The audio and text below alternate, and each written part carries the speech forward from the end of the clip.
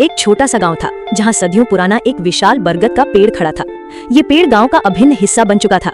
उसकी फैली हुई शाखाओं के नीचे किसान अपनी थकान मिटाते थे, बच्चे खेलते हुए हंसी बांटते थे और बुजुर्ग लोग बैठकर जीवन की बातें किया करते थे। बरगद का ये पेड़ मानो गाँव की आत्मा था। धूप से तपे हुए चेहरे ठंडक पा जाते और दुखी मन कुछ पल की राहत। ये पेड़ केवल लकड़ी या पत्तों का ढेर नहीं था, बल्कि पीढ़ी दर पीढ़ी इंसानों का साथी था। समय बीतता गया, गांव धीरे धीरे कस्बे और फिर शहर में बदलने लगा। पक्की सड़कें बनी, बड़े मकान खड़े हुए और लोगों की जिंदगी में तेजी आ गई। अब हर कोई विकास के नाम पर भाग रहा था। इसी बीच एक दिन गांव में एक बड़ा बिल्डर आया। उसने बरगद के पास खड़े होकर घोषणा की, यही एक बड़ा शॉपिंग मॉल बनेगा। ये पुराना पेड़ किसी काम का नहीं, इसे काट दिया जाए। लोगों ने सुना पर कोई कुछ बोल न सका। उन्हें लगा कि शायद यही आधुनिकता की मांग है। लेकिन तभी एक नौजवान रवि भीड़ से आगे आया। उसकी आंखों में आक्रोश और आवाज में दृढ़ता थी। उसने कहा, नहीं, ये पेड़ काटा नहीं जाएगा। ये पेड़ मेरे लिए सिर्फ एक पेड़ नहीं है, ये मेरी स्मृतियों का हिस्सा है। जब मेरे पिता बीमार होकर धूप में गिर पड़े थे तो इसी बरगद की छांव ने उन्हें जीवन दान दिया था। ये पेड़ मेरा रक्षक है।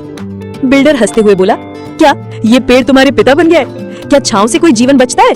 रवि ने उत्तर दिया, हाँ, कभी कभी जीवन सिर्फ दवाइयों से नहीं बल्कि प्रकृति की गोद से भी बचता है। अगर आज हम पेड़ काट देंगे तो कल सांस लेने के लिए हवा कहाँ से लाएंगे?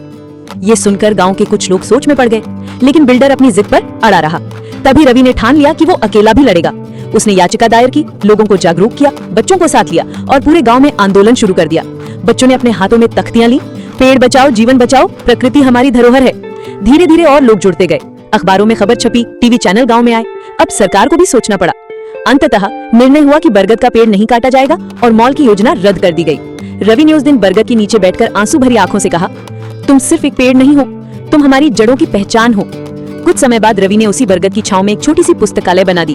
वहाँ गांव के बच्चे किताबें पढ़ते, बुजुर्ग अखबार पढ़ते और थके हुए लोग शांति महसूस करते। बरगद का पेड़ अब केवल छांव ही नहीं बल्कि ज्ञान और चेतना का केंद्र बन गया।